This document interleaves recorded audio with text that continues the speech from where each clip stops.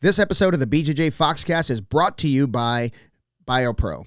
BioPro is an all-natural alternative to prescription human growth hormone, which aids in recovery, anti-aging, metabolism, libido, immunity, skin health, cognition, sleep, and stress. Just one vial per day provides a substantial boost to all of these growth factors. Okay, so that's what they want me to say. Here's what I know as an aging grappler. I've been using BioPro Plus and the nighttime variant, BioPro Plus Cortisleep, for several months, and it feels like I've grown a third lung. My gas tank is noticeably bigger, my recovery is faster, and I'm back on the mats much quicker, not just between training sessions, but between rounds. Now you can get $30 off your first order of BioPro when you use the code Foxcast at www.bioproteintech.com. That's code Foxcast for $30 off your first order at www.bioproteintech.com. Thank you, BioPro. Hey, everybody, and welcome to another episode of the BJJ Foxcast. I am your host, Alex Martinez, and today I'm really honored to have Adrian Nez on the show. He is he's a veteran of the ADCC East Coast and West Coast trials. You must have lived on the East Coast for a while. No? Okay. Take the trip. Right on. He's a veteran of Bullpen Series, Combat Jiu Jitsu, and Zapatero. Is it Zapatero Series or Zapatero BJJ? What do they call it? I think it's just called Zapatero. Zapatero? Right on, man. Yeah. Well, Adrian, welcome to the show, man. Really glad to have you.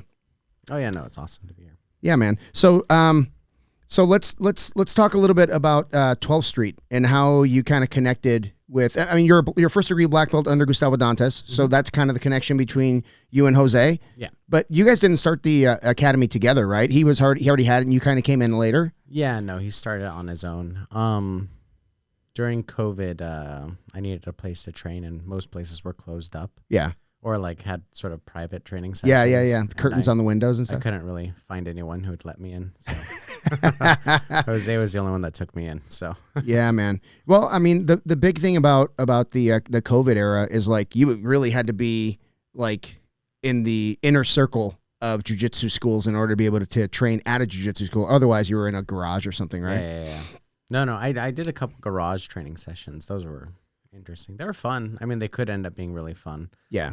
But also, like, I took a year off, multiple years off to get my degree. So I was out of the Phoenix area for a good long time. Where'd you get your degree in? Philosophy. Oh, nice. Yeah, okay. yeah. Perfect, man.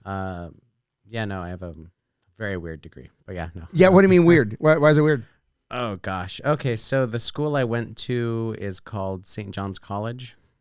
Very few people have heard about it. It's a liberal arts education, and it's unique in that everyone takes the same courses and gets the same credit. Essentially, it's a tour through the great books of the Western canon. Okay.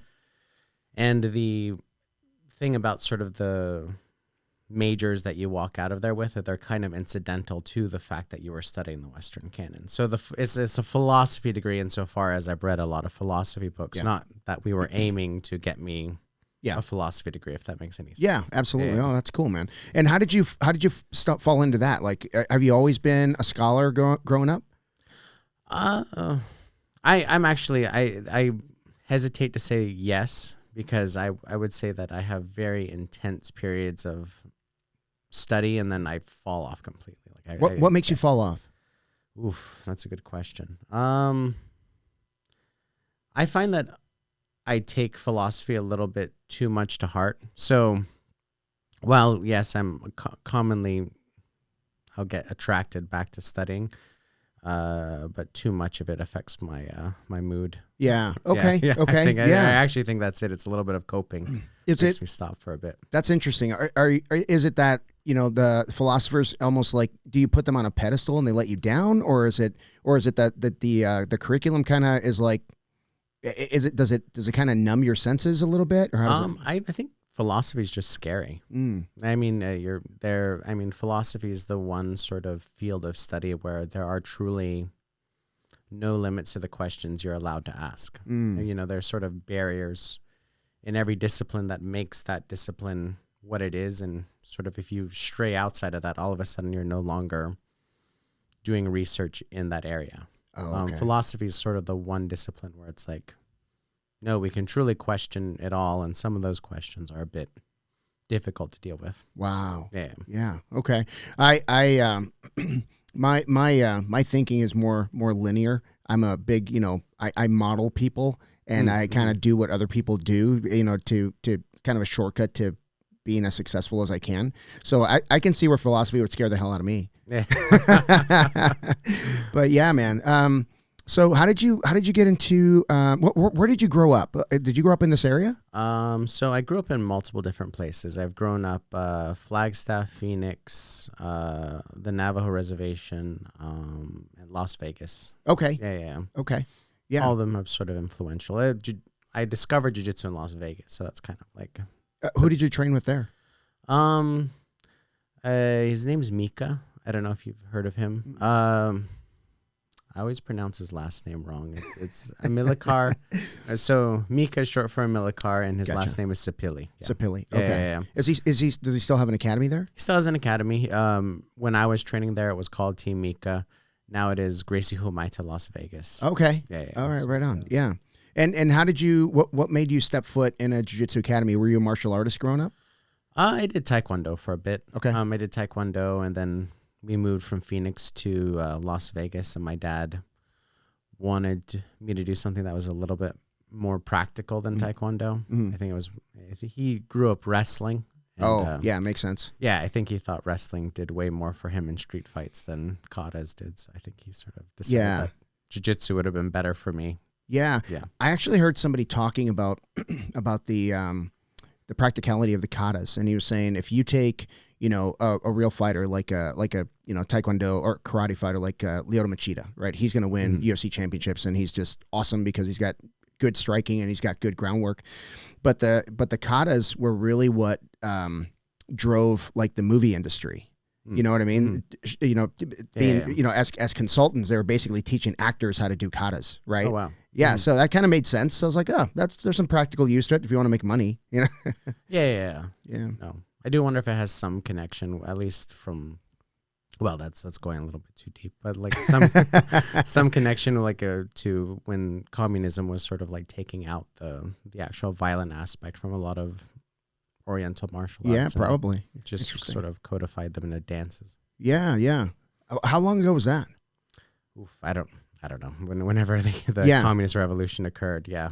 I'm gonna look into that. That sounds interesting. I never even heard of that. But that kind of makes sense. But it also, I mean, like katas are really interesting. I mean, like karate katas, you have certain ones where they're maintaining a certain level of muscular stiffness throughout, so that they create like insane amounts of isometric strength. So I do see their practicality. I'm not dogging on katas. No, of course not. Of course not. I always say like every martial art has its place. Like even, walking into a Taekwondo school, taking a kid to a Taekwondo school, it's really good for, structure and teaching them discipline and, showing up on time and being responsible for your gi and your belt and stuff like that. I think it's it has a lot of value. But when you talk about, it's no good in a street fight. How many street fights have you actually been in? I've been in 2 in my whole life, right? One of them, 0. One of them I didn't even know I was in until I was getting the crap beat out of me. I was like, oh shit, I'm in a fight. So yeah, I mean, I think that there's some practical use for every martial art, in my opinion. There's some that are, obviously, if you're going to go into UFC, there's actually, obviously the disciplines you need to be good at before you can do that. But anyway. But so you walk into the Jiu-Jitsu Academy. How old were you? I think I was 10. I keep thinking I was 11, kidding. but I think I was 10 because every time I do the math wrong, and I think I was 10. Yeah. No, this is cool because I'm always interested to hear the perspective of someone that started as a kid, through the adult, because there's like layoffs and life happens, and I never went through those changes where oh shit, I got to go to college now. You know what I mean? I was already grown, and done with that. So tell me about that. Tell me starting at 10, and did you ever fall out of love with jiu-jitsu? Oh gosh, one time I almost quit. There's just like a lot of stress, a lot of weird pressure coming from the academy I was at. It was really weird. It was during that transition. I think I was around 13 or 14 years old, and I was very, very strong for my age. And I remember like there was this weird period of time where like my instructor was very proud of how well I was doing against adult training partners. And I remember like being very happy with that period of time. And then there was a rumor started that I was a bit overzealous when I trained, and that people were getting scared of rolling with me because even though I was very young, I could still just like lay you out, apparently. Right. At least that's what they were telling me. Right. And I tried to dial it back, and I remember my instructor being very displeased with my rounds during that period of time where I was trying to dial back my use of strength. Wow. And it was a really weird, like, I'm trying to please everybody, and like you were trying to fit in. Yeah, I hated jiu-jitsu during that period of time. I can imagine. Yeah, I can. Well, I'm sure you're going through growth spurts, and you're going through puberty and testosterone. And you're literally a young bull trying to lock horns. Yeah, man. Wow. So what made you not quit? Why didn't you quit? I had to have a conversation with my instructor, Mika, and he just let me know that he would be very, very sad if I did quit. Yeah. It was really just one of those things where, like, I just needed to hear from somebody that they wanted me to stay. Yeah. I think a lot of kids want that, right? I mean, it's a very confusing time. I don't care, what level of emotional intelligence you have. Just having somebody that, a grown-up that wants to teach you stuff is important, I think, to a kid, Yeah, no. Yeah, man. Yeah. So tell me about that. I'm assuming you were mainly training in the gi. Were you competing as a kid? Yeah, no, I was pretty active as a kid. I was very, very active. Yeah.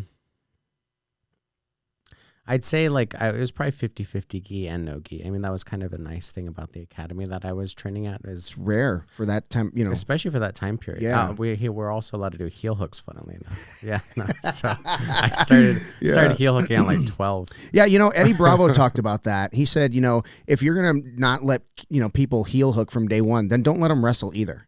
Because there's more injuries in his opinion from wrestling than there are from leg attacks, and my biggest issue is if someone doesn't know, if you don't know what the leg entanglement is and you don't know exactly what the submission attacks, then you probably shouldn't apply it yet.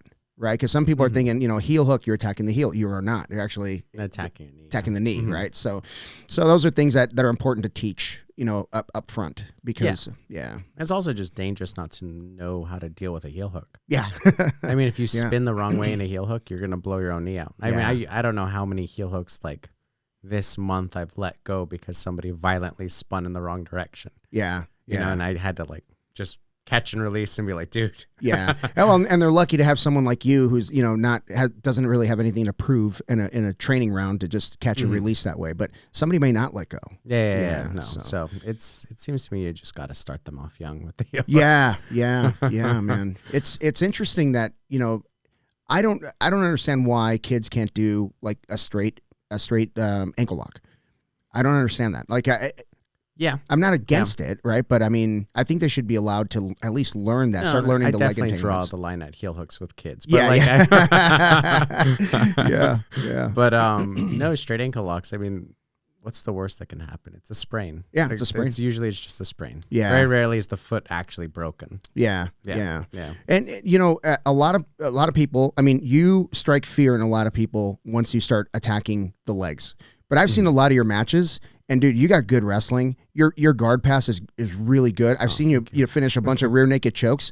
You're more balanced than most people give you credit for. But why is it that the sport of no-gi, the submission sport of no-gi is going towards the leg entanglements and heel hooks and leg locks? Why do you think that is? Oof, that's a good question. I think we got all day, bro. Yeah, no. I mean, I feel like in the beginning it was surprise value.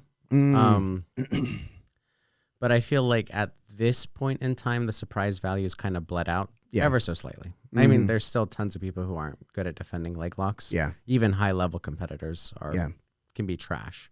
Yeah. But can you name a few? I'm just kidding. Yes, I could, but we won't. But I think a lot of it has to do with the fact that if you want to sweep somebody in no-gi, you need a solid leg entanglement. You need either a solid wrestle up or you need a solid leg entanglement, because controlling both of the legs all the way down to the mat is really important. Yeah. If you're going to sweep somebody in no-gi. Yeah. Which is not as important in the gi, where you have just different forms of control to bring the person down to the mat. So I actually don't think it's the leg locks being like a fad. I think it has to do with the fact that mechanically they're just the most sound way of playing guard at this point. Okay. Also, like, there's another big aspect, which is if you watch somebody who doesn't have leg locks try to play guard in no-gi, they actually don't have a means of offense. Because you need a lot of forward pressure in no-gi to actually mount an attack on the upper body. Oh, yeah.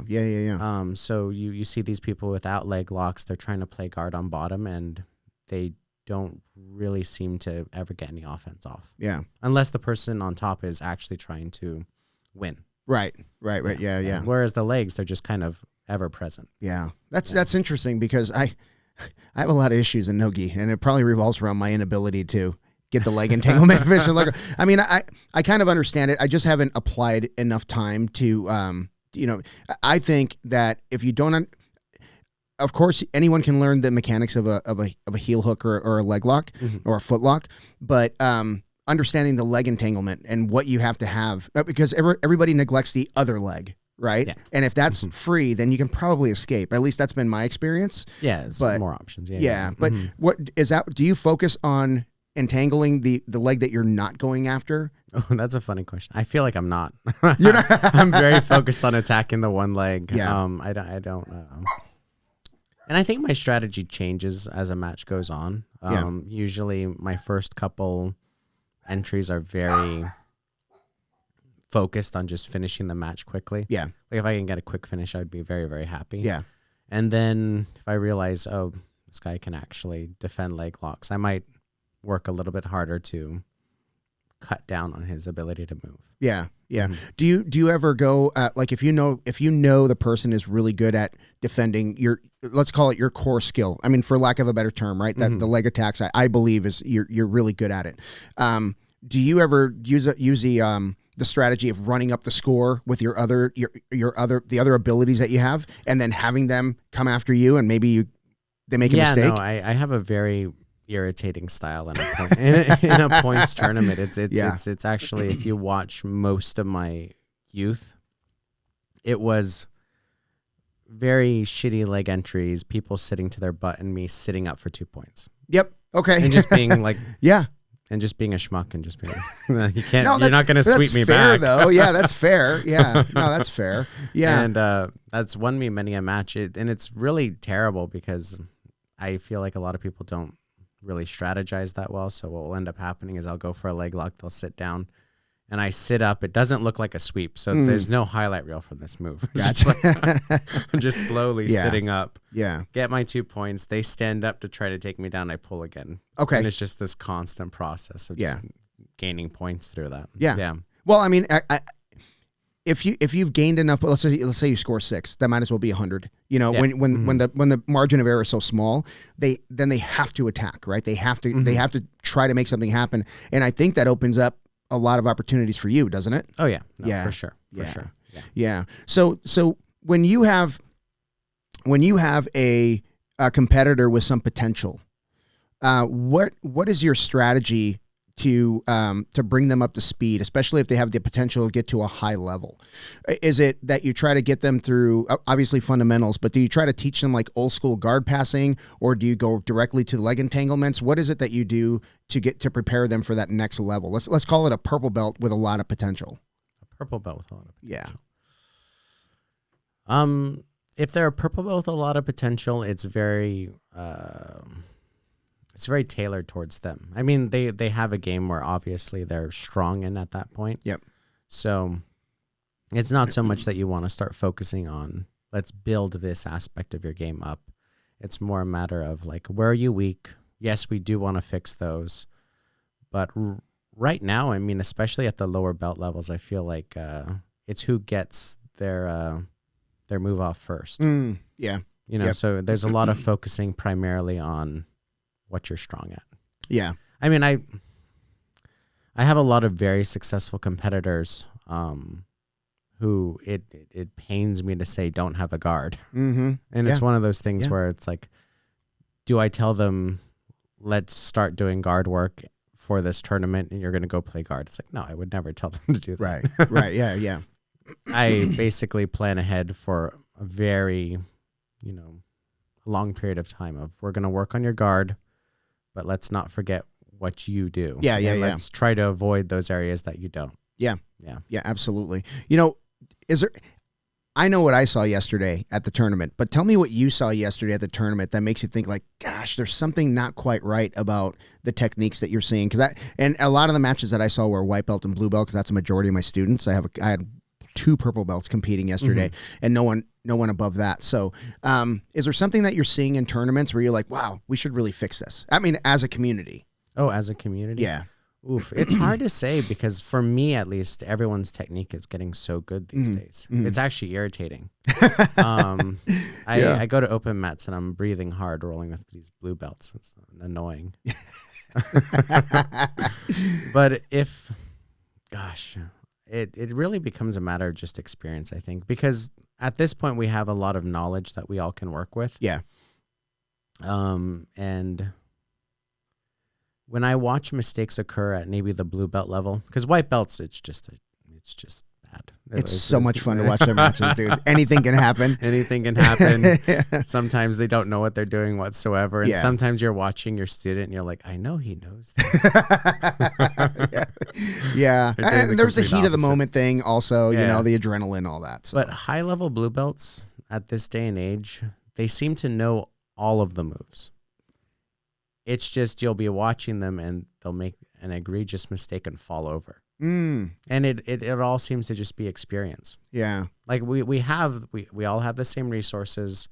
At this point, it feels like we all know the same moves. Yeah. What separates blue belts from purple belts and on up is just experience. At this point. It's scary. It's really weird. It's really weird to see, because back when I was growing up, it was a knowledge gap. Yeah. Like blue belts didn't know as much as purple belts. Yeah. Purple belts didn't know as much as brown belts. Yeah. That bled off at brown belt. I felt like brown belts were just basically black belts. But right.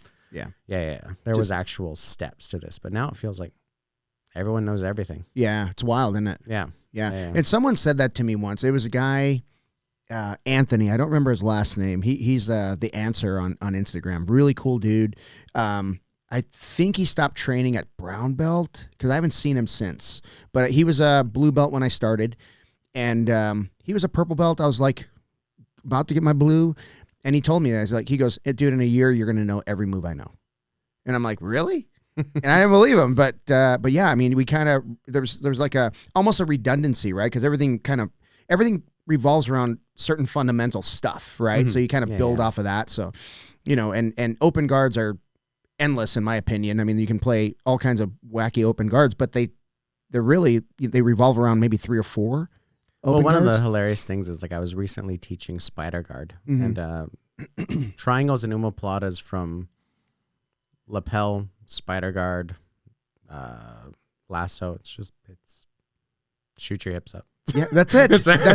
Yeah. It's the move. Yeah. As soon as a gap is there, shoot your hips up. Yeah. That's really it. And then, you know, I think where you come in is teaching the finishes, right? As a submission grappler, you can really help them to finish. Refine the details. Thank you. Refine the details of the finish. You know, some people will just teach like how to get into the omoplata, and then, you know, and then they'll teach them like one finish, but there's so many variables to play with. Because what if they're bigger? What if they're smaller? What if they have like really flexy shoulders? And I mean, that seems to be the main focus of like the sort of like technical, I don't know. The recent technical evolution was essentially the finishing mechanics. Yeah. That seemed to be the main focus. And it was really cool. Like, there was so much that came out of that I didn't know. Yeah. I would have to say that I had been doing heel hooks since I was 12 or whatever. I probably didn't apply proper braking mechanics until ADCC 2 years ago. Really? Yeah. Tell me about that. What were you taught, and how did you find that level, that skill level? Oh, it's just one of those things. Like, I mean, all my life it was grab the heel and rip. Like, that's good. That's good advice, though. Yeah. I felt like that was pretty much it. Yeah. But you know, one day, while I was in college, I watched the Danaher DVD on braking mechanics. Yeah. And kind of blew my mind that basically a heel hook is just hitting an arm bar or knee bar from the side. Yeah. With tension on the heel. Isn't that wild? Yeah. Yeah. So it's not actually a twist most of the time. Right. There are exceptions. Yeah, there are of big. course. There are big exceptions actually. Yeah. Where it's proper to get the twist in. But yeah. Do you ever find yourself in a position, because I do, do you ever find yourself in a position where you don't quite have the submission, let's call it a heel hook, it's not quite sunk in, but you rip into it just to get like a panic tap? Oh yeah, for sure. Yeah. Like, I'm never gonna get this, but yeah. And then but some people are, I think with your experience and reputation, if you grab somebody's heel, they're probably on the verge of tapping anyway, but I'm sure you find some people that are skilled at countering that don't. And there's counters to counters. There's also just distinctions and types of moves. Yeah.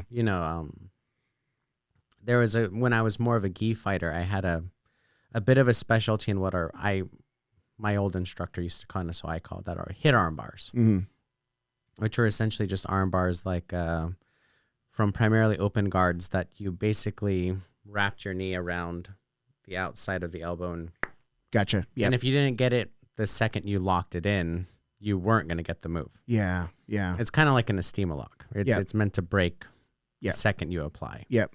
And so yeah, no, I mean, that's the thing, is like, do I ever end up in those positions? Like, yes, I aim to get in those positions. Yeah, man. Yeah. So tell me about that transition. I'm jumping around a little bit, but tell me the transition when you went from the gi to no gi, because it seems like right now your specialty is no gi, but you do teach in the gi. I do teach. Yeah. So I don't want anybody to hear, oh, FM, he, of course he knows gi. Of course you know gi. But I think in your competitive life, you're more, just my observation, you're more prone to go with the no gi. It's a little lame. It's a lame answer. It's okay.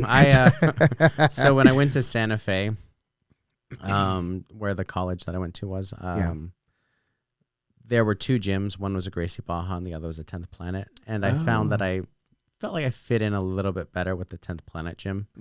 So for about 4 years, all I did was no-gi grappling. And I'm still in this slump where the idea of trying to compete in the gi just feels, it's too much. Too foreign? It's too weird. Yeah. I'm like 4 years behind. And now that I'm like, I'm 10 years behind at this point. I think you'd surprise yourself, because like I said, watching your matches, like your upper body attacks are every bit as good as your lower body attacks. The highlight reels are in the lower body, right? Yeah.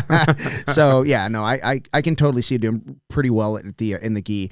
But like you said, I mean, when you abandon the gi for a while, everything evolves. Just like anybody that does no gi, they'd be lost because they're gonna get their legs ripped up. And I also I don't want to say I enjoy it more at this point. Come back. Come back. I feel like it's so much harder on your body. Tell me about that, because a lot of my guys that listen to the show are always talking about how much they prefer the gi because no gi is too fast and it's too this and too that. How does no gi take care of the body? There's a lot less need for isometric work. Also, another thing you could do is like look at a gi player's fingers and look at a no gi player's fingers. I'm hiding mine under the table. Tell me whose hands are healthier. Bro, I got to run mine through hot water in the morning just to get them to bend. Yeah, you're absolutely right about that. Yeah. And there's also just like distinctions in strength. I feel like no gi, everyone talks about how explosive it is. It's explosive at a high level. Yeah. At most people's level, it's not explosive. Yeah. It's just cardio work. Agreed. Yeah. It's just cardio work. Gi, on the other hand, it's like somebody pulling a rubber band until it snaps. Right. There's gonna be long periods where it doesn't look like much is happening, but when the tension gets to that point where the position just can't handle it any longer, there's gonna be an explosion. Yeah. And I feel like it's just harder on the body. There's more strength involved. I'd rather fight a big guy in no gi than I would in the gi. Yeah, I could see that. Yeah, I don't want to be more grabbed friction by a big guy. Yeah, more friction. Yeah. Some of the things I saw yesterday were at the kids level. I had a few kids competing, and I saw some kids playing some really like what I would consider high level stuff for kids. Spider lasso, stuff like that, and being able to control pretty well. I was pretty impressed. But I saw one kid playing a beautiful spider lasso. It broke down, and they got their guard passed and they got mount and then they couldn't move. Hmm. So those are the things that I was talking about that I saw that like, we need to fix that. You know what I mean? Yeah. Pin people escapes. study what they like. Yeah, of course. Yeah, of course. Yeah. But another thing that I saw, and we're guilty of this too, is people refusing to get to their feet because they were tired. Oh, yeah. That pisses me off. I've been guilty of that. I'm mostly I point fingers at myself because I know like something makes me mad. I see that in myself, and I was like, man, I gotta get these guys in shape because the guard pass was there, but they had to get to their feet to execute it. So, well, it's one of those things. I mean, it's also it's the hardest part about being a coach is balance. And, you can develop one of your students as lasso spider to a high level, and they just ignore escapes for the longest time, and then they get mounted. And I mean, the hard thing is there's such a high reward for not focusing on escaping. I didn't think about that. Like if you could win a whole tournament on your guard, you're not going to win a tournament with your side control escape. That's true. Yeah,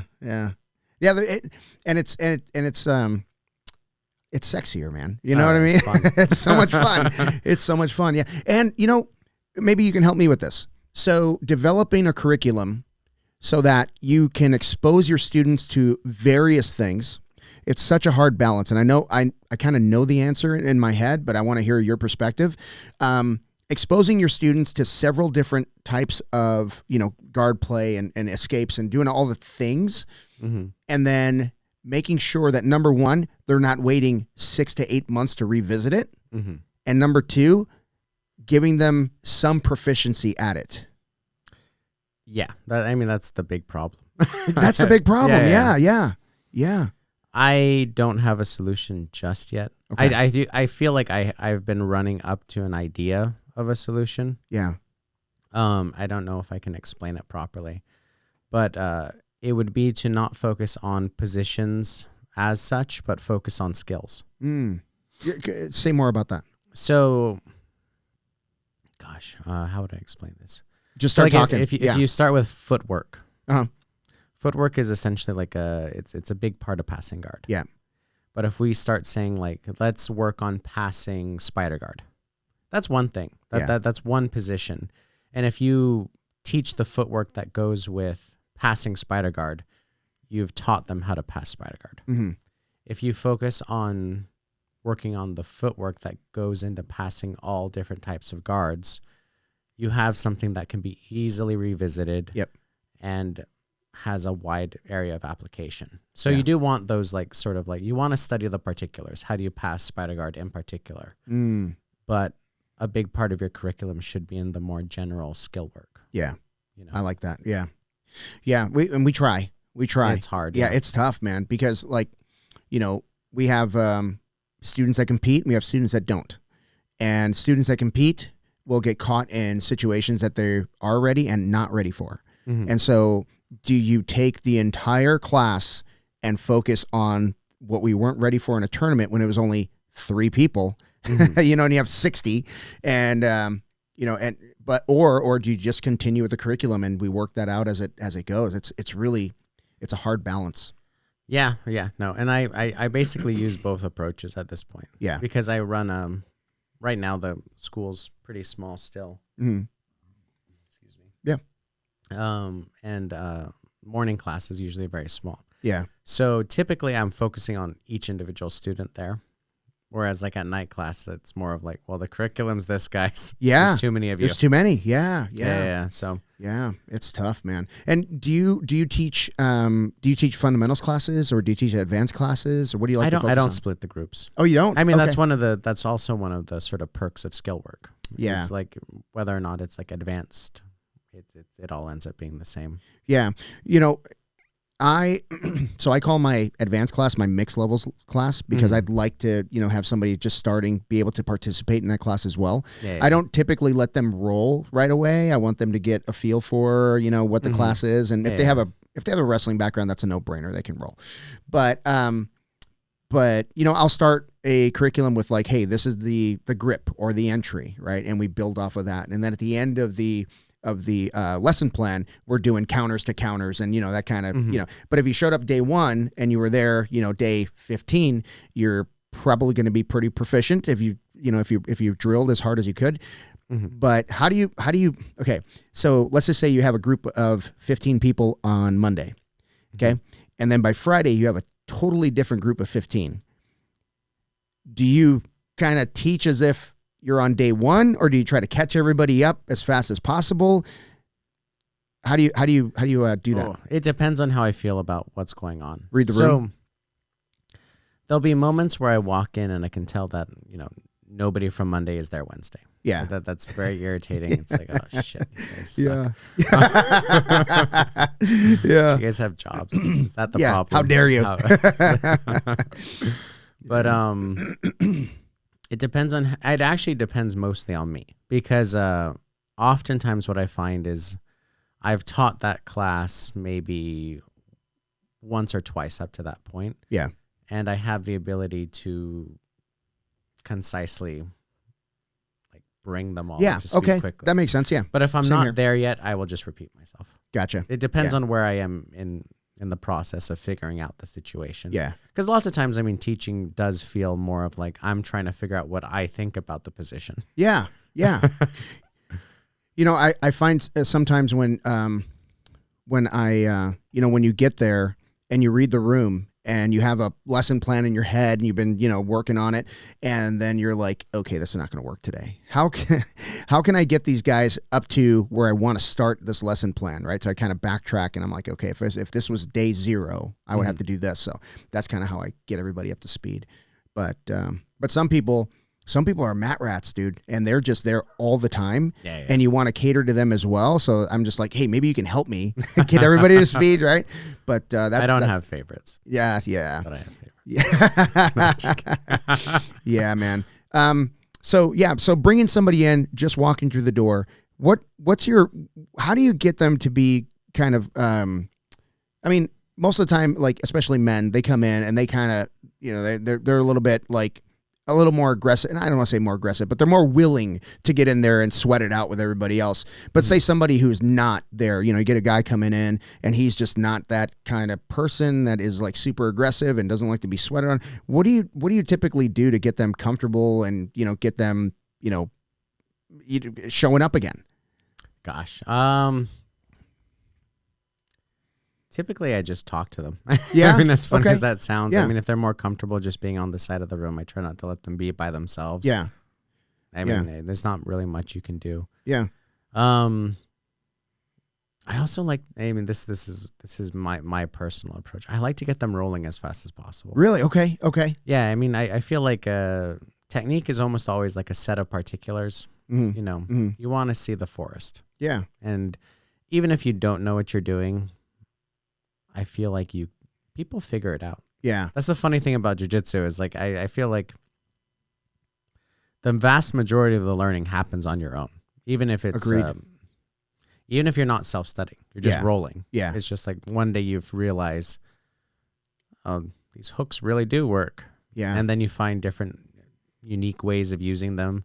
Maybe a crossface was working from half guard and your coach showed you crossfaces from half guard, and one day you get side control and you're like, oh shit, crossfaces work from side control too. Yeah. So it's one of those things I just like to get them rolling. That's cool. Yeah. That's interesting. I'll try that. No, I will. This is why I love doing this with someone who's, as experienced as you are, because you guys, I steal a lot of ideas. This is why I did a podcast. I steal it. No, I'm just kidding. So let's talk a little bit about growing up and balancing jiu-jitsu and college and other life stuff. Is there been anything other than that one time when you were a kid and you almost quit? Has there been a layoff due to, other priorities? Oof. There's been a couple layoffs. There's been times I've gone back to the reservation for long periods of time. Yeah. What do you do at the reservation? My family has a ranch out there. Oh, so cool. All right. Running cattle. Nice. Yeah. I mean, that's only like 3 months here and there. Yeah. But I've been pretty consistent. Have you? Most of my life. There was one time I was actually very, very sick, and I probably didn't roll for like a year. Wow. But Okay. other than that, no, I've been remarkably consistent. I feel like there's a weird sort of like there's two approaches you can take to building like a very high level fighter. One is you create a 5-year plan, you run that person through it, and hopefully they're very athletic and they pick it all up. Yeah. And then you also have the method of like, well, you cook them for 20 or so years and they end up pretty good at the end of it, even if they weren't training like crazy. Yeah. Yeah. You know, it's less of that I trained like crazy and more that I've just been doing it for forever. Yeah. Yeah. Well, you know, I tell people this all the time, especially like parents of young kids, you know, they're like, well, how many days a week do you think they should come? And I'm like, well, that's a loaded question, but I always talk about immersion, right? So when I was stationed in South America, I had friends. I speak Spanish, so I didn't have a problem, you know, getting along. And you know, I lived in Panama City, so I was in the economy. And my friends who were like, you know, from the Midwest or from the East Coast, they didn't speak any Spanish, but they would meet a girl and they would hang out with her family, and in 6 months they spoke Spanish like really well because they were immersed in that culture, right? It's the same thing with jiu-jitsu. Like if you want to learn the language and you immerse yourself, in 6 months you're going to be pretty freaking good. Yeah. But if you dabble, you'll get good eventually. It takes forever. Yeah, but it takes forever. Yeah. You know, I have some kids that show up 1 day a week, every other week. Oof. Okay. Like, I love those kids. It's a hard life. They're awesome, you know, but there's some kids that they play baseball and there's a layoff. They play football. There's a layoff. They go for wrestling. I actually like the ones that go to wrestling because they come back and they're better at grappling. They're better, yeah. What's your take in that? Did you ever wrestle in high school or anything? No, I didn't. That's probably one of my big regrets is that I didn't have an opportunity to wrestle. Yeah. What was it that your school didn't have those programs or? I was homeschooled. Oh, gotcha. Yeah. Okay. So I would have had to have done a club and like just various complications. Never got around to it. Well, plus it's pretty expensive if you're just doing clubs. That's another thing. That's another barrier of entry, right? But yeah, so when I grew up in South Texas and we didn't have a wrestling team. Oof. Yeah. So Texas wrestling is coming along, but it wasn't a big thing back then. Football was everything. Yeah. And I was too little to play football, so here I am. Yeah, man. So let's talk a little bit about your the future. What are you looking to? Are you going to do the West Coast trials, or are you going to pass this year? What are you thinking? No, I'm definitely going to do West Coast trials. Are you? Yeah. Nice, man. Yeah. Got really close this time around, so hopefully we can actually, sink that one in this time finally. Yeah. How many? So you got into the semifinals in 22. No, I got into the quarterfinals. Okay. 22. 20. So when was the semis? East Coast trials were the semis. Yep, this most recent one. Okay. Yeah, and tell me about that. Like, let's talk about your matches. Okay. So this is just my stupid opinion because I'm not at a level where I could ever compete in those trials. Oh, I could, but I'd be demolished. But I see it as when you have that many people signing up and that many competitors, I always feel that the majority of those competitors don't belong competing at that level, right? I'm talking about the trials. I'm just talking about the trials, right? Yeah. So, and that's why I was so excited to see the ADCC Opens. I thought they would use it as like a point system where you have to score so many points before you can do the trials. Yeah. But I don't think they're doing that, are they? No, I don't think they are. No. I actually don't understand I don't know how I feel about it. There's something I do love about the ADCC. I love the chaos of the ADCC trials. It's fun. Talk about that a little bit. Well, what do you mean by chaos? I mean, you have 250 people in the 77s. Yeah. Like to make it to the round of 30 is impressive. Yeah. I mean, and a lot of them don't belong there. Yeah. But the amount of people who are good at jiu-jitsu today is growing to the point where yes, getting to the round of 32 in 77s is really, really hard. Yeah. There's just something beautiful about being able to sign up and it being truly an open. Yeah, that's true. I mean, it's a very romantic thing. I mean, who is it? The guy who fought Paul Ardilla in the finals of ADCC West Coast trials last time around in 2022. I may be making this up, but I'm convinced he trained out of his garage. No kidding. He was a wrestler. No kidding. And he made the final? He just grinding out wins. Grinding out wins. That's awesome. And I mean, it sounds stupid to like be like, I like living in a world where that can happen. No, that is great. That is great. I mean, I never knew about that, and that changes a lot of things for me because, you know, gosh, that's talk about an underdog. Mm-hmm. You know, almost making it to the to the top of the podium. That's wild. And there's a lot of weekend warriors. I mean, I remember one of my first rounds in particular. I did not know what he was doing there whatsoever. Yeah. I straight ankle locked him very nicely. Yeah, good for you. Good for you. Go home. Yeah, it's like beating up your little brother. Here you go, man. Just go to your room.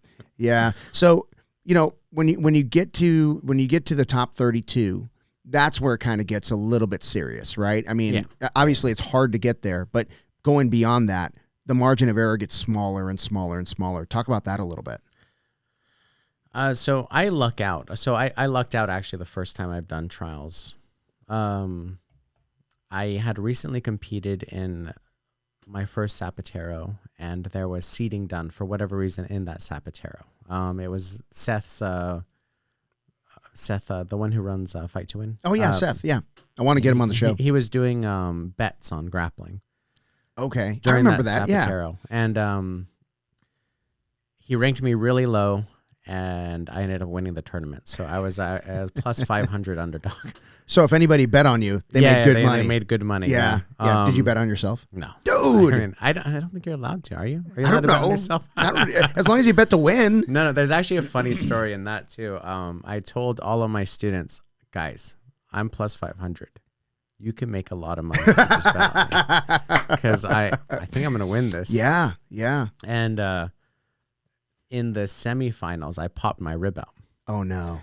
And I was the nurse there. He was a very nice person. I'm not gonna malign him for this, but he wanted me to drop out. And he scared me a little bit. He's like, it could be a punctured lung, dude.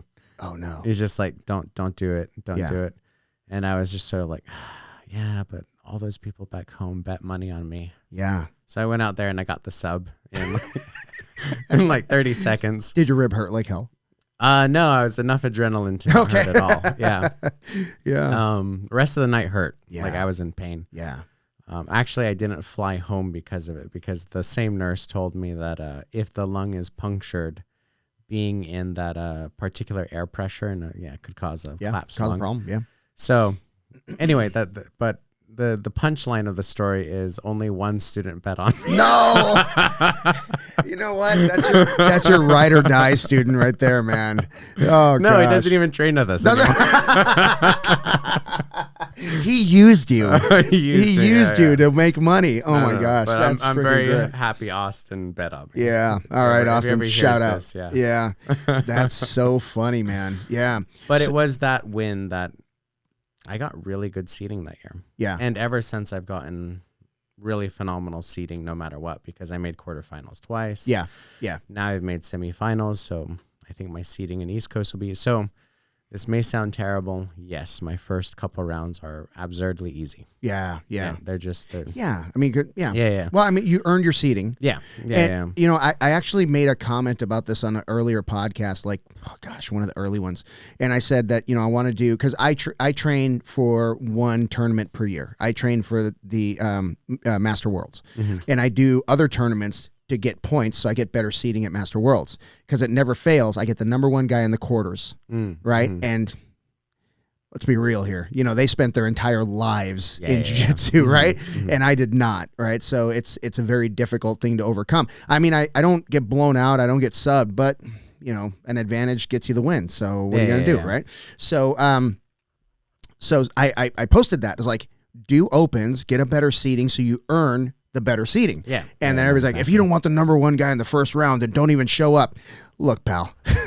Look, man. This is, you know, not you're playing to the rule set during the match. Yeah. Why are you shitting on somebody that plays to the rule set before the match? right? no, You're just trying to get any sense. you're just trying to get better seating. So I'm glad you get better seating because you've earned it. Yeah. Yeah. No. And it's definitely it helps quite a bit. Yeah. It's not really until, like I said, the round of 32 that typically I start feeling it. I mean, there will be that lone psychopath. Of course. Shows up and the nobody's garage ever guy. heard of him. Yeah, the garage guy. Yeah. It actually happened to me at West Coast Trials where there was this big burly wrestler and he was not being mean to him. He looked fat and out of shape. Okay. And I start rolling with him and immediately I know what he's planning to do. I know he's going to just stall me out. I know he's won the last 3 rounds by not getting taken down. Yeah. And then I don't know what division college he was wrestling in is going to come out in OT and he's going to take me down. Yep. And I remember I broke his foot and he didn't tap. Oh my gosh. And I'm just looking at him like, oh my God. And there's only like 30 seconds left. And I swept him like in the last 30 seconds. Thank God. Thank God. Yeah. Because it would have been such a lame way to lose at trials to just some guy. Yeah. Yeah. Oh my gosh. I mean, these D1 wrestlers are scary. They are. Like, even if they're older, they still remember what they're doing. And they've been wrestling since they were 4. Yeah. Since they could walk. It's like I've got good luck beating them in OT. Yeah, of course, man. Yeah, it's like it's like throwing on hockey skates when you're 15. The kids that you're playing against have been they learn to walk in hockey skates. Yeah. You know what I mean? You're going to lose.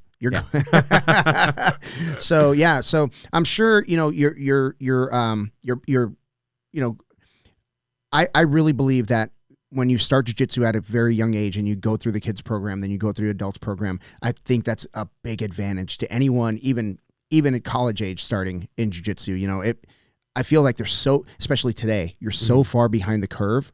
Like, you've got to be a D1 phenom to have a chance, in my opinion, right?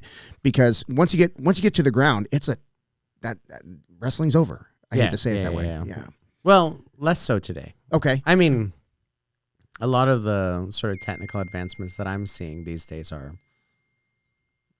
like 4-point position, different things like that. Very weird sort of wrestling stuff that I mean, I'm showing how little I actually understand. No, that's about okay. It. Yeah. Some really good turtle work is like being developed these days. Yeah. Yeah. It's very interesting. Do you feel like the ADCC favors people that can wrestle? Oh yeah, for sure. Talk about that a little bit. Well, the one rule that gets to me, I love the rule set.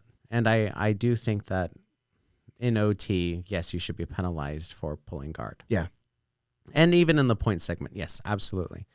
What I don't understand is, why is it that in the final, when we've consistently allowed people to pull guard in the no point segment, we all of a sudden make pulling guard a negative during the no point segment? That's interesting. Like, I think like it makes so many ADCC finals boring. Yeah.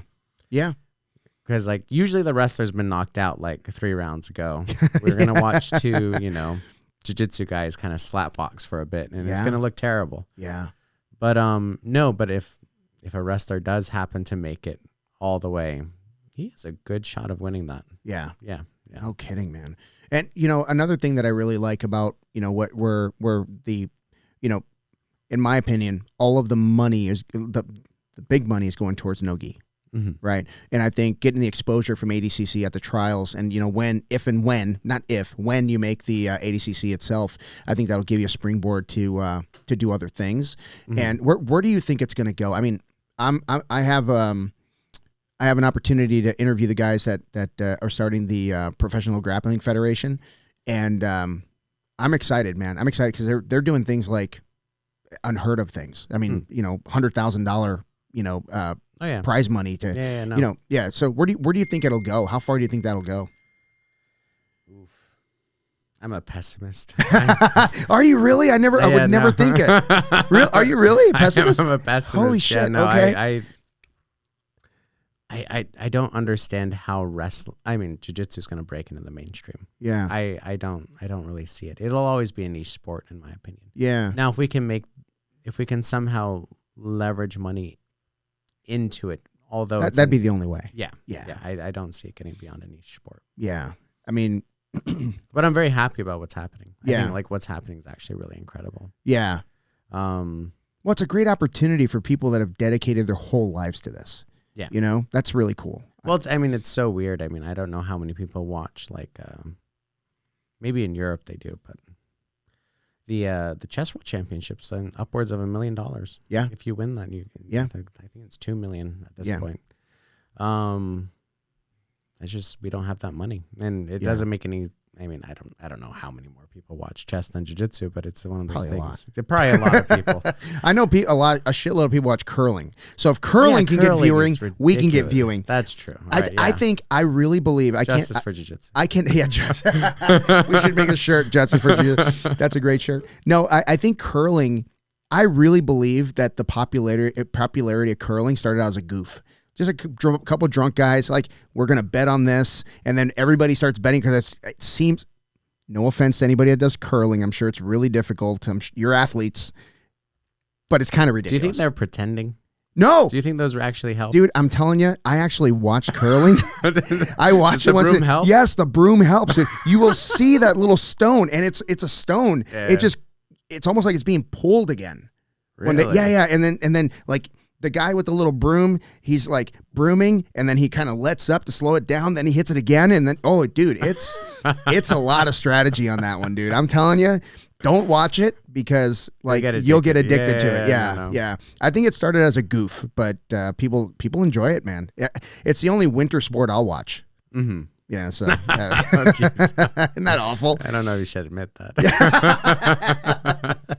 Oh man, yeah.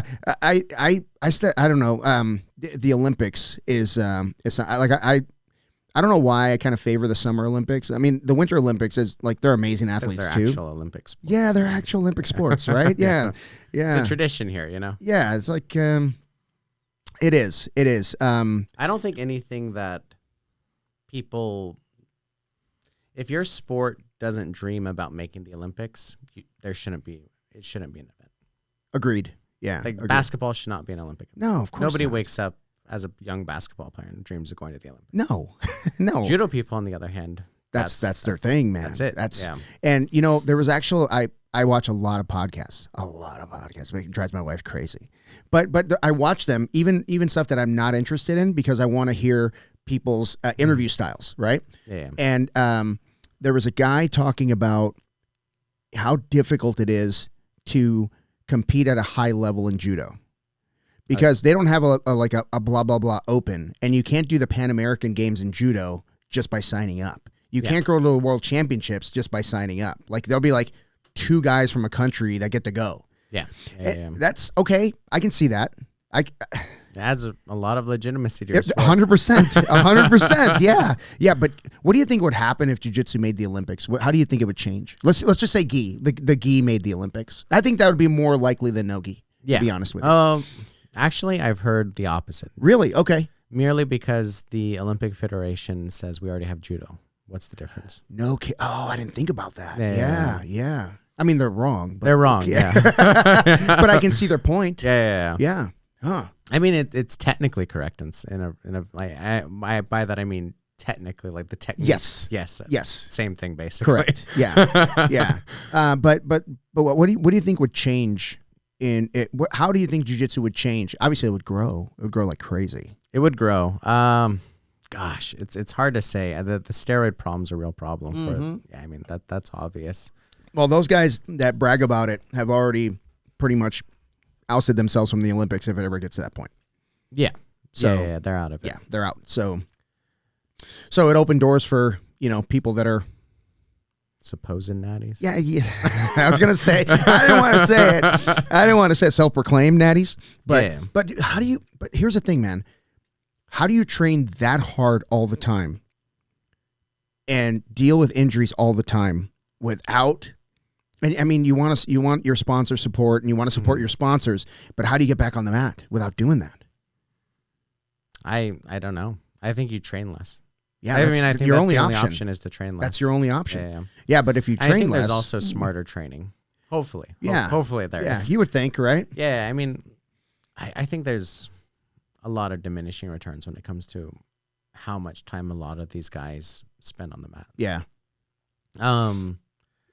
I don't think I should be an example to anyone about how to train. You heard it here, folks.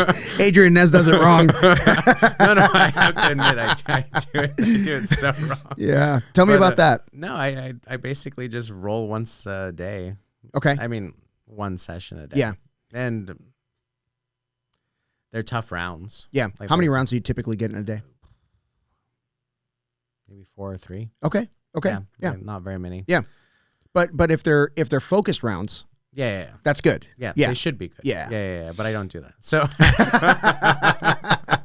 yeah. So I mean, I think like if you had a training session where you did some skill work in terms of drilling, you did some skill work in terms of specific rounds, and then maybe 1 or 2 actual rounds. Yeah. I think that's pretty much all your brain and body can actually absorb in a day. Yeah. I like it doesn't really make sense, in my opinion, to add more sessions. Yeah. You know, I tell my students, like, if you're going to compete, I want to see like 15 to 20 rounds a week. Mm-hmm. You know, and that's just from my my triathlon days. You wanted so many cycling hours, so many running hours, stuff like that. Mm-hmm. So I give them a goal to hit that week, and I was like, and it doesn't count to like grab a kid, you know, and then mess around for an hour. Yeah. So you got to have actual competition style rounds, but then, you know, I, again, watching a lot of podcasts, Leandro Lowe was on a podcast, and it was Portuguese. They were speaking Portuguese and it was subtitled, but he was my guy. I freaking love that guy. And, but I was watching it, and he was saying that he gets 6 rounds per session, 3 sessions a day. Yeah. When he's leading up to a competition, I'm like, it's ridiculous. How do you stay healthy? No, I mean that's why they're yeah. on steroids. All right, I'm in. Damn it! God damn it! Oh gosh, yeah, man. No, you have to decrease the volume. Yeah. And my argument is essentially I just don't think that many training sessions even helps. I don't think so either. I think it's mostly psychological. I think a lot of people feel really good when they feel like they've worked hard. Yeah.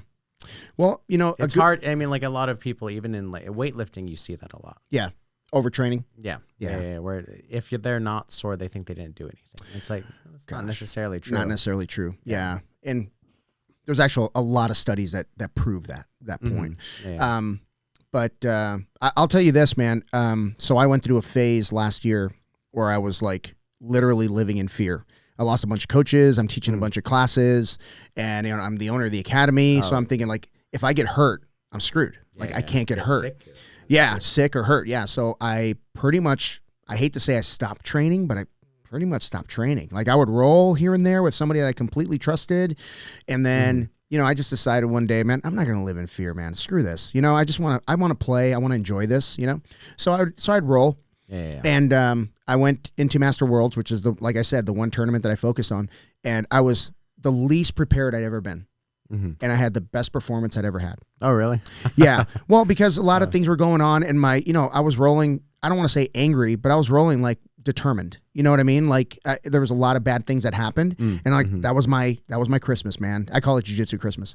So, but you know, physically, I was 100%. Yeah, you weren't injured. No injuries, no taped up, no nothing. I was like, let's go. You know, and then I did really well in my I lost in the quarters to the guy that what's his name? He founded BJJ Revolution.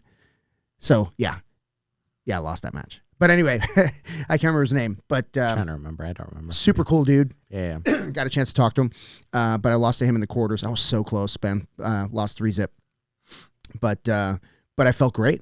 I felt great, and I walked away uninjured. So, got to be happy about that. I mean, that's a terrible thing, but I have to say, usually throughout my career, I've only trained once a day, except when I was very, very young. When I was maybe 14 to like 16. Okay. During that period of time, I was doing morning class, children's class, adult class, and judo.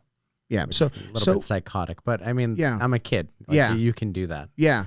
And would you say your parents were almost raising you to like almost like a professional fighter, homeschooled, focus on jiu-jitsu and judo? Accidentally? Yeah. Accidentally. But there was no like, oh, you're going to be a professional jiu-jitsu fighter. Right. It's just I was very hard to motivate to do anything. Yeah. So the fact that there was something that I wanted to do, they were probably just happy. That's your outlet. Yeah. Yeah. No, that's cool, man. Yeah. A lot of kids don't get that. So, you know, I've got kids that, you know, they show up for jiu-jitsu at 5 o'clock and they're exhausted. Like they've been to soccer and they've been to, you know, leather tanning or whatever the hell else, you know, their parents have them doing, but they have them like so loaded up with activities, you know, and they're good kids, but they're just tired. They're just tired, man, you know, and but they show up and they do what they can. And I'm, you know, I'm sympathetic to that. So I don't really push them too hard, but I think kids are a little bit overloaded with stuff. So it's kind of cool that you found that thing that you loved, right? And that kept you focused. That's really cool. Yeah. So tell me about life on the res, dude. Oof. Well, have you ever seen the Navajo Reservation? It's pretty big. It's basically a small state. Yeah. Like it's very large, and most of it is undeveloped. Okay. So you live out there without running water, no like hooked up electricity. You can have solar systems easy, but no running water, no electricity, and a lot of horses and a lot of cattle and sheep. Yeah. You just kind of run your chores. Yeah. Do you do, I mean, obviously you're probably working, you know, sun up to sundown or most of the day. Do you do a lot of reading out there? Do you write? Do you do anything like that? Oof. No, I wish I was that romantic. No, I walked a lot. I enjoyed walking out there. Yeah. There's just a lot of things you can do. I mean, hauling water takes up a good amount of your time. Yeah. But I did read some, but most of it I probably spent just playing around. Yeah, a that's lot cool. of playing. Yeah. Yeah. Open field playing, stuff like that. Shooting bows, throwing knives. Yeah. Yeah. Sort of stuff. Just kid stuff. That's cool. Yeah, I think I read somewhere, someone said that if you look at, you know, people that complain about stuff in cities in America, if you look at, you know, around the world, how much time people spend gathering water, it's in the hundreds of thousands of hours a day. Oh, yeah. No, I can believe that. And we were blessed. We had a water pump. So that's nice. Yeah, that's nice. In the car, we weren't like carrying on our head. Water pump in a car. That's all you need, man. That's all you need. So taking did you just take baths, or did you have a system to take a shower? How did that work out? It got really terrible during the winter. So basically it was a sponge bath. Sponge bath. Just a bucket of water and you know. Yeah. Wash the essentials. And that was the day. That's cool, man. So you ride horses and you cowboy basically. Yeah. That's cool, dude. Yeah. That's awesome, man. How much cattle? Like how many head of cattle? Oof, I'm not sure what my family actually owns right now. In terms of my mom and dad, probably not very much, but I'd want to say close to 100 head right now. Okay. I'm not sure. That'll keep you busy, man. Yeah. That's cool. I mean, it's not all localized, but like, yeah. I mean, it's fun because it's free grazing. Yeah. I was going to ask you. So there's I can't imagine you can own property like have your. Do you have like fenced in ranch area? No, it's free, right? Range. Yeah, open range. Yeah. That's cool. That's cool, man. And do you mind me asking where exactly where you were? So just outside of Flagstaff. Okay. Just like north. Even like an hour's drive out of Flagstaff. Yeah. So between Flag and Tuba City kind of area? Just south of Tuba. Just south of Tuba. Yeah. I've been out there one time. You know where Loop is? Oh, that's not helpful. Yeah. So I used to when I was in sales, I did a lot of the northern Arizona, and I learned the hard way that some places on the res do daylight savings. Because I showed up late. I showed up an hour late for a meeting. And I'm like, yeah. They're like, yeah, everybody left. I'm like, what do you mean everybody left? So, yeah, I learned it the hard way. Daylight savings is the worst. It's anachronistic. Yeah. But the res is anachronistic. So, I'm like, what are you going to do? Yeah, I hear you, man. No, that's cool, man. So let's talk. Heart failure goes up during daylight savings. Does it really? Yeah, heart issues go up. How so? Because people are sleeping less. No overall health goes down during daylight savings. Well, I mean, there used to be a practical application for it. It's just not there anymore. No, it's not there at all. And so, like, I don't understand, like, the school system. We still do the same thing we did in the 30s, and I don't know, man. I don't know. It's odd. It's odd. But, just memorize this, and we'll let you pass. Okay, whatever. Well, listen, man. Tell us what you have coming up. We talked a little bit about competitions. Mhm. So West Coast Trials is like first and foremost. Yeah. And what are you doing? What are you doing as a like a tune-up? Are you doing any kind of tune-up matches before then? I should be doing the Los Angeles Open. Okay. Yeah. I also want to start scoring some points for Worlds. Yeah. I want good seating there. Yeah. Nogi Worlds. Yeah, Nogi Worlds. Yeah. Yeah. Cheater. Yeah, no, exactly. Well, that's what, December, I think? Yeah. So Yeah. got a good long time to work on that. Yeah, that's good, man. Mhm. Yeah, so you got plenty of time, plenty of opportunity. Just, man, focus. I think you could do great things, man. It's really fun to watch you roll. Oh, thank you. Yeah, man. Yeah. Well, listen, let everybody know where they can find you and talk a little bit about your classes at 12th Street, and just so, people know where you are. Yeah, no, 12th Street in Bell, North Phoenix, on a little dojo called 12th Street. We really dug deep for that name. Yeah. Very creative, Jose.